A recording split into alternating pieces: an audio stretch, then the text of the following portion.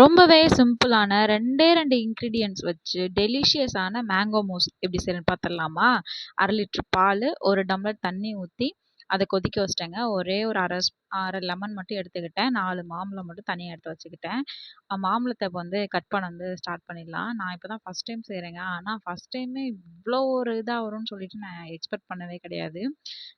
வேணான்னு சொல்கிறவங்க கூட வேணும் வேணும்னு சொல்லி வாங்கி சாப்பிடுவாங்க. அந்த மாதிரி இருக்கும். கண்டிப்பாக நீங்களும் வந்து ட்ரை பண்ணி பாருங்கள். மாம்பழம் வந்து கொஞ்சம் நல்லா பழுத்துருச்சு. கொஞ்சம் கொல கொலன்னு இருந்துச்சு. அதெல்லாமே நான் கட் பண்ணி வச்சுட்டேன். நல்லா இருக்கிற மாம்பழத்தை மட்டும் நான் அந்த மாதிரி நான் எடுத்துக்கிட்டேங்க. இப்படிலாம் கட் பண்ணால் லேட் ஆகும்னு சொல்லிட்டு நான் வந்து அந்த கத்தியை வச்சு நான் அதை இது பண்ணி நான் அதை வந்து போட்டுக்கிட்டேன். இந்த மாதிரிலாம் சம்மருக்கே நீங்கள் இந்த மாதிரிலாம் செஞ்சு பார்த்தாதாங்க, நீ மாம்பழம் சீசன் முடிஞ்சிருச்சு அப்படின்னாக்கா மிஸ் பண்ணிட்டோன்னு சொல்லிட்டு நீங்கள்லாம் வருத்தப்படுவீங்க. கண்டிப்பாக சொல்கிறேன், ஓயாமல் சொல்கிறேன்னு நினச்சிக்கிறாதீங்க. கண்டிப்பாக நீங்களும் ட்ரை பண்ணி பாருங்கள். எனக்கு குக்கிங்கில் சுத்தமாகவே இன்ட்ரெஸ்ட்டே இருக்காது. இப்படி குட்டி குட்டி இதாக நம்ம பண்ணும்போது, நம்ம செய்கிறத சாப்பிட்டுட்டு நல்லா இருக்குன்னு சொல்லும்போது, நமக்கே ஒரு மாதிரி ஆர்வம் தாங்க வருது. நம்ம இன்னமும் நம்ம வந்து எஃபெக்ட் போட்டு நம்ம இன்னமும் கொஞ்சம் ட்ரை பண்ணணும். ட்ரை பண்ணி நல்லா செஞ்சு கொடுக்கணும் அப்படி சொல்லிட்டு தான் எனக்கு வந்து தோணிகிட்டே இருக்குது. அந்த மாதிரி தான் இந்த ஒரு டிஷ்ஷுமே நான் வந்து செஞ்சுருந்தேன்.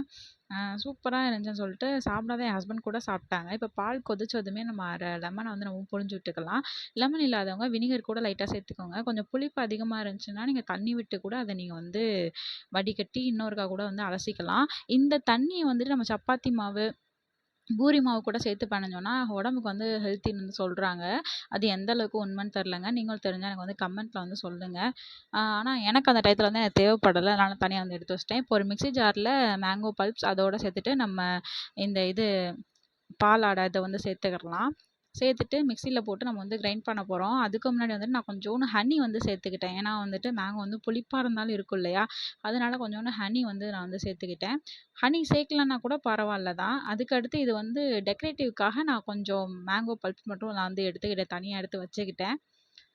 அதுக்கடுத்து மிக்ஸி ஜாரில் போட்டு அரைச்சாச்சு. அரைச்சதுக்கப்புறம் அதை ஒரு தனியாக ஒரு இதில் வந்து மாற்றிட்டு நீ வந்துட்டு அடுக்கி சர்வ் பண்ண வந்து ஸ்டார்ட் பண்ணிடலாம். நான் கொஞ்சம் புதினா வேறு நான் வந்து எடுத்துக்கிட்டேன். இந்த மாதிரி ஐஸ் கப்ஸில் வந்துட்டு ஃபஸ்ட்டு மேங்கோ பல்ப்ஸ், அதுக்கப்புறமா அந்த நம்ம செஞ்சு வச்சுருந்த அந்த க்ரீமு, அதுக்கப்புறமா கொஞ்சோண்டு மேங்கோ பல்ப்ஸு, அதுக்கப்புறமா கொஞ்சம் க்ரீம் போட்டுட்டு நம்ம மேலே நம்மளுக்கு பிடிச்ச மாதிரி நம்ம வந்துட்டு எப்படி வேணாலும் நம்ம வந்துட்டு டெக்கரேட் பண்ணி வச்சிடலாம். இதை அப்படியே நான் ஒரு ஃப்ரிட்ஜில் வந்து 2 மணி நேரம் வந்து நான் வந்து அப்படியே வந்து ஸ்டோர் பண்ணி வச்சுட்டேன். அதுக்கடுத்து எடுத்து பார்த்தோன்னா உண்மைக்குமேங்க வேறு லெவலில் இருந்துச்சு. நீங்களும் கண்டிப்பாக ட்ரை பண்ணி பார்த்துட்டு எப்படி இருக்கிறத மறக்காமல் கமெண்ட்டில் சொல்லுங்கள். இது மாதிரி மோர் வீடியோஸ்க்கு நம்மளோட சேனலை சப்ஸ்கிரைப் பண்ணி வச்சுக்கோங்க. உங்களோட ஆதரவே என்னுடைய